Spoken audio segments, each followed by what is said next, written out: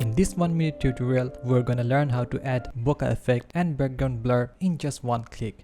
First, convert the photo into a smart object so that if needed, we can adjust any filters or effects later. Now go to Filter, Camera Raw Filter. Expand Lens Blur. Now we just need to click Apply. And the beautiful realistic background blur and bokeh will be added. Let's explore more. You can control the amount of blur.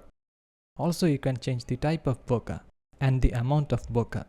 Also, you can change the focus with this option. If any part of the subject is not selected properly, then you can bring it back by painting with this focus brush. Once you are done, hit OK. So this is the before and after.